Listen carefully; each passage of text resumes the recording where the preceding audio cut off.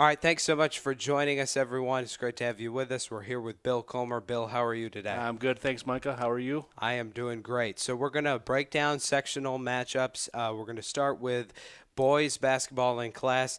D, talk with us a little bit about this bracket overall. Okay, so you got Fillmore as the number one seed. They're the heavy favorite. They had a really good season. Their only losses are to Geneseo, Wellsville, and CG Finney in overtime. So they had played a really good schedule. They beat Batavia Notre Dame by over 20 points. They're overall the top favorite. They've already beaten the number two seed Andover Whitesville twice. The three seed JT is 10-10, and then you got the AP is the fifth seed. They're probably going to end up playing Avoca Prattsburgh in the semifinals, which would be a tough matchup, I think, for them. But I think the overall Fillmore is going to be the team to represent Section 5 in the Far Western Regionals. But AP has played a really tough schedule. Looking at the brackets, they lost to the number one seed in C3, Honeoye. They lost to the number one seed in C2 twice, Dundee Bradford. In Class B2, they lost to number two East Rochester and number three Canisteo Greenwood. So they just played a really tough schedule all year. So I think they're going to be battle tested. I don't know if they can beat Fillmore, but I think it's going to be a tough matchup, and I think that they'll give Fillmore a run for at least half of the game. Statewide, Fillmore is ranked number 4 overall. Andover Whitesville is ranked 13. Talk with us a little bit about in boys what you think will happen in the lower half of the bracket. You got Andover Whitesville, Jasper Troopsburg, Houghton, and Hammondsport. Right. Well, these are rematches. Andover Whitesville already beat Houghton twice. JT already beat Hammondsport. So I think you're going to see kind of chalk. You're going to see the higher seeds win those games. You're going to see an Andover Whitesville semifinal. They already played earlier this year. I believe JT beat Andover Whitesville. And then you're going to see, likely going to see Fillmore AP semifinal in the other half of the bracket. So. And what is your opinion for sleepers for this bracket? I don't see a sleeper in this. I hate to go against Avoca Prattsburgh. I don't know if they can beat Fillmore, but I think that if anybody could, it'd be them because of their strength of schedule. And you got J.J. Crowder that averages 25 points a game. I think he could go off, but it's in Fillmore, so I think they have the advantage. And they're looking for a little payback. In 2022, when AP won their first state championship, they beat Fillmore 117-77 in Fillmore. So this will be their first trip back to Fillmore since then. So even though none of the players are the same, even they have a different coach, I think that Fillmore is probably looking for a little payback. They remember that. They got a bad taste in their mouth. So I think they want to get a little revenge. Okay, Bill, headed over to the girls' side of Class D. Number one ranked Elba is taking on number 8 Avoca Prattsburgh at 2 o'clock tomorrow in Elba. How's that game going to go? Well, Elba hasn't lost a game since the state championship game last March, where they lost in the finals. So they have all 5 starters back. They've rolled pretty much this season. They've only had a couple games that have been even below 20 points. I think they're gonna win tomorrow, and I think they're gonna win this bracket. But I think they have a potential to face Batavia Notre Dame for a 4th time. They've already beat them 3 times this year. They could see them in the semifinals. And then on the other half of the bracket, you got Fillmore and CG Finney, the 2 and 3 seeds, who are both tough. I think they actually beat Finney in overtime in last year's sectional championship game. So I don't think they're going to breeze through it, but I could see them winning it. But I think tomorrow's game, AP is going to be a little overmatched with being in Elba and all 5 starters back, and they've been rolling all year long. Sydney Riley's a really good player. She was a first-team All-Stater last year, and she's having a really good senior season. Yeah, sleepers for this bracket. I would say possibly the sleeper would be Fillmore, if you can call a 3 seed a sleeper. I mean, excuse me, CG Finney, if you can call a 3 seed a sleeper. But I think I don't think anyone expects Elba to lose. So I think if they did lose, it could be to someone like CG Finney, who's got Allie Fredrickson, 1,000-point scorer, and you saw them up close and personal against CG. Yeah. And I think that they play a really up-tempo game. I just think that they're going to be ready. So I don't know if a 3 seed's a sleeper, but I think if anyone can beat Elba, it's going to be either Batavia Notre Dame or CG Finney.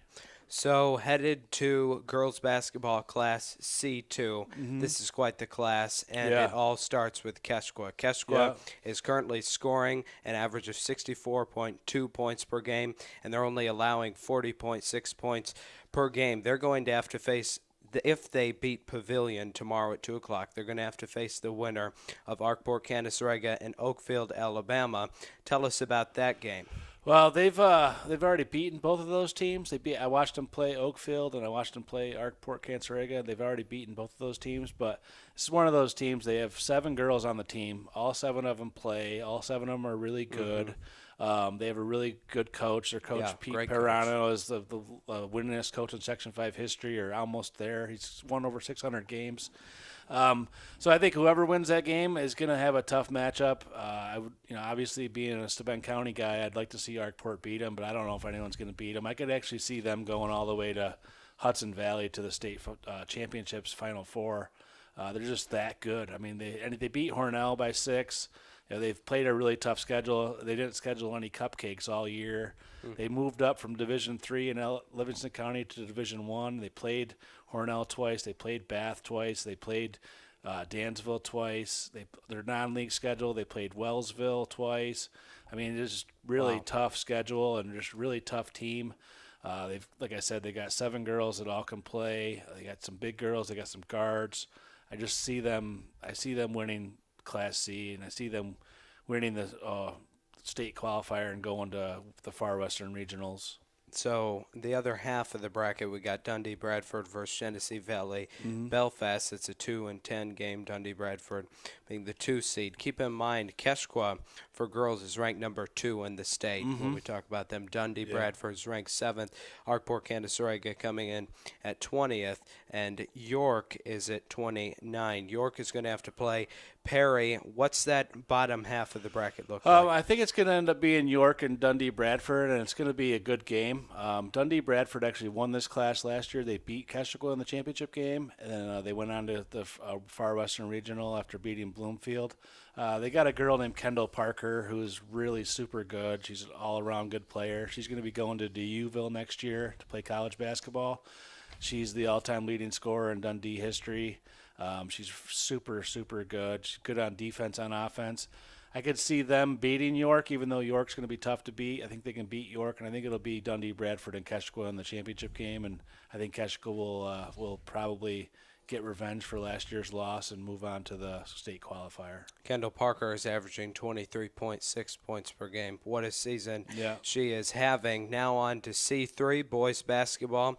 We're looking at Honeoye versus Mount Morris, Pavilion versus CG Finney. Those games, all their quarterfinal games are taking place tonight. Then on the other side of the bracket, South Seneca versus North Star. South Seneca is the 2 seed. North Star is at the 7. Wheatland, Chili, and Arkport, Canasarega. What is your opinion of this C3 bracket? Well, Honeoye's had a really good season. They lost their first game of the year to South Seneca and haven't lost a game since. They have twin sophomore centers in the Washburn boys, and Landon Washburn is averaging 26 points a game. He had put up 47 earlier this year. So he's having a really good year. I think they're going to have a tough matchup with possibly C.G. Finney in the semifinals. You know all about C.G. Finney, Yeah. Ethan Krog, and Braylon Broom. Braylon Broom just scored 44 against Fillmore in overtime. Ethan Krog is a scorer. So plus they have a legendary coach in Joe Marchand, a future yeah. Hall of Famer. So I think that's going to be a tough match. I think if Honeoye does beat C.G. Finney and get to the finals, they're possibly with a matchup, another rematch, a third game with South Seneca. They had really good games. They split during the season. But Wheatland Chili has the 30-point scorer a game, Leighton Williams. He's a 4-year starter. So him against Caden Carey and Arkport is going to be a really good matchup. So if it goes chalk, I think it'll be Wheatland Chili and South Seneca in the semifinals. And I think South Seneca should win that game and make it to the finals. And I could see all Finger Lakes West championship game with Honeoye and South Seneca, but there's a lot of what ifs. I think this is the round where you're going to see some upsets. You're going to see, who's the pretender and who's the contender, so Yeah. to speak. We could see a big upset, a number 1 seed go down. Yeah, well, CG Finney and Pavilion, they're playing tonight at Pavilion at 6 o'clock. Talk with us about I, that game. I think CG Finney wins that game. Pavilion's actually had a really good year. They won their first league championship in over 20 years, the LCAA Division III. So they have had a really good year. But I think CG Finney, they beat Lions earlier this year. Yeah. They beat Fillmore. They've won some games that they probably weren't supposed to. They always play a tough schedule. Like I said, they got Joe Marchand, they got Ethan Krog, and they've got Braylon Broom. And I just think they're going to be too much for Pavilion. I think they're going to move on to play Honeoye in the semifinals. Broome is averaging 18.1 points per game, while Krog is averaging 26.7 points per game. He's the second highest scorer in C3 as far as points per game this year. All right, C3 wrapped up. Now we move on to Class B2. We'll talk about the B2 girls first. Okay.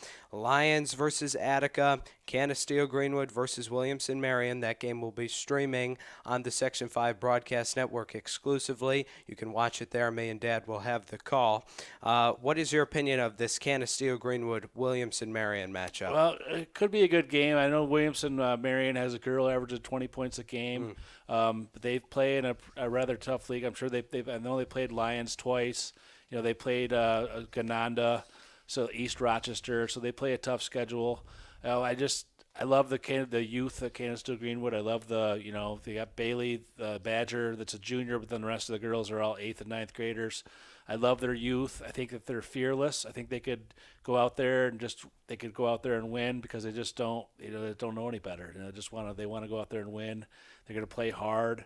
I think they're going to be really good for the next 4 or 5 years. Yeah. So I think that they could win this game and go on to the semifinals. And Bailey Mullen is 16 points away from 1,000 career points. That's awesome. Tonight, Canisteo Greenwood is averaging 47.6 points per game, 41.4 points allowed per game. If we saw a Lions-Canisteo Greenwood matchup, they played earlier in the season. Canisteo was able to stick with them after being down in the first quarter, but then ultimately they ended up losing it in the fourth quarter. How do you think a rematch would go? I think it could be a really close game. I think if they obviously Canisteo knows you got to stop Jay LaBelle. They got to control the rebounds. I know that Lions dominated the rebounds the first time they played. So I think beating the same team twice is always tough. Yeah. So I think, but it'll be on a neutral court. So I think I would think that Canisteo could hang with them and could possibly beat them. They know what you got to do to beat them. And they were pretty close the last time, and it was on their home floor. So I think they could contain Jay LaBelle and control the rebounds, and I think they could win the game. Marcus Whitman is facing off against Holly. That's a 2-7 game. Marcus Whitman didn't have the toughest schedule in the world, but how do you think that matchup goes? I think they should beat Holly. I think they should at least get to the semifinals. And they have some youth too. They're not quite as young as CG, but they're pretty young, and I think they can.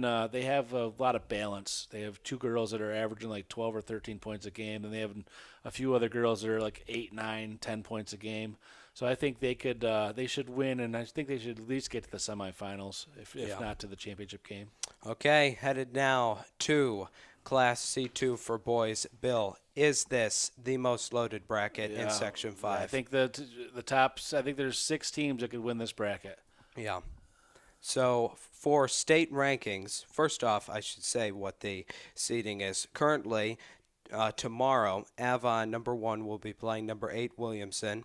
Number 4, Lions will be playing number 5, Marcus Whitman. Number 2, East Rochester playing number 7, Bishop Kearney. And number 3, Canisteo playing number 11, Addison. For state rankings in Class B, Avon is ranked 9th, Canisteo Greenwood 11th, Lions at 21, Marcus Whitman at 23, and East Rochester at 26. This bracket is loaded. Let's first talk about a Lions-Marcus Whitman matchup. What a game that would be. Yeah, they met earlier in the season, but Marcus Whitman was out their leading scorer, Brody Ryston, a 1,000-point scorer. He was out with an ankle injury that he got in the Canisteo Greenwood game. So I think it'll be a much different game with Brody. Of course, it's going to be in Lions, so that gives them a little bit of advantage, but I could totally see Marcus Whitman winning this game only because they have – 4 of their 5 starters are seniors. Yeah. They don't want this to be their last game. They know what's on the line. They know they've played a really tough schedule. Their strength of schedule is probably top of Section 5 as far as tough teams. I mean, they beat Hornell, they beat Wellsville, they lost to World of Inquiry, who's the number 1 seed in B1. They beat UPrep, who's a AAA team. They lost to Geneva, who's an A school. They lost to Pelmac, who's an A school. They split with Batavia, who's an A school. They beat them and then lost to them. So they just played a really tough schedule all season long, and I think it's going to have them ready for this. Lions is also tough. I mean, they have J.J. Johnson, Yeah. who you saw, who's huge, and they're really good. I mean, it's going to be a great game. I have to go with Whitman, but I wouldn't be surprised if Lions wins either. Yeah. It's a toss-up. So Johnson is averaging 22.6 points per game. He's only a junior, and that is who you have to shut down. Absolutely. If you're Marcus Absolutely. Whitman. But Marcus Whitman has a lot of strength. They've got a deep bench. Yep. And, like we saw a guy in the Canisteo game come right off the bench. Aiden Clark. Yeah, score a bunch of points. Yep. So that should be a great game tomorrow. The Avon-Williamson game, Avon is stacked, especially when it comes to their 2 guards. Yep. What do you think? How do you think that game will go? I don't think it'll be close at all. I think Okay. it'll be over by halftime. I think Josh Harder and Trevor Stroud they're both seniors. They want another sectional title. They don't want this to be their last game, so they're gonna play hard, and I think that game will be over by halftime. East Rochester and Bishop Kearney should be one great matchup tomorrow at 2 o'clock. How do you think that game will Well, it's go? going to depend on which Bishop Kearney team shows up. East Rochester beat them by 25 earlier in the season, but then later on, Bishop Kearney takes Canisteo Greenwood to overtime. They lost on a buzzer beater to Aquinas. They've had some really good wins, but then the first round they barely beat Sodus 68-64. Yeah. East Rochester beat Sodus by 30 and 40 points during the season. So it's which Bishop Kearney team are you going to get? Right. I think Bishop Kearney has the ability to beat East Rochester, but I don't know. It's going to depend on which team shows up. East Rochester's tough. I've watched them a few times. Yeah. Canisteo Greenwood, the number 3 seed, is playing number 11 Addison after they pulled off the upset against number 6 Pembroke in Letchworth the other night. How's that game going to pan out? I know they played early in the season. I think the first or second week of the season is when they played their Steuben County matchup. I don't see Addison hanging with Canisteo. I think Canisteo is going to be too tough. I mean, Carson Chafee, you got Daniel Stilson, you got the brothers there. I think CG Sirianni rolls. brothers. Yeah, Sirianni brothers. I think CG rolls in this bracket. This game. Yeah, so Carson Chafee is averaging 23 points per game at the moment. So then we would be looking at potentially a Bishop Kearney East Rochester matchup versus Canisteo Greenwood if Canisteo wins tomorrow. Yeah, I think all of Section 5 wants a Bishop Kearney Canisteo Greenwood rematch. What a game that but was. That was one of the best games I've seen all year. But I don't know. I think Canisteo Greenwood should win this half of the bracket, make it to the championship game. But it's going to depend on a lot of different things. Bishop Kearney's tough; they're going to want revenge. East Rochester's played a tough schedule; they're really athletic. So I think either game will be really good, but I could see CG winning by between 5 and 10 points. Who's the sleeper in this bracket? I would say Bishop Kearney. I think Okay. they're the 7th seed. Yeah, they are. They should. I mean, I think they could easily. I mean, it's gonna be tough because they got Avon on the other half of the bracket, Lions, Marcus Whitman. But I could see Bishop Kearney winning this bracket with a below 500 record. Yeah, what a great bracket this is. Any other comments? No, I just I want because of my nephew playing for Marcus Whitman. I'd like to see them win. If they don't win it, I'd like to see Canisteo Greenwood win because of the Steuben County connection. Right. But I could totally see Lions or Avon winning because of just such a deep bracket. Yeah. Our Bishop Kearney or East Rochester. It's just such a toss-up. It's Yeah. gonna be a lot of fun to watch. Yeah, this one is totally anyone's ball game, Yes. anyone's bracket, excuse me. Bill, thanks so much for joining us, and you have a good rest of your day. You too, buddy. Thank you. Thanks.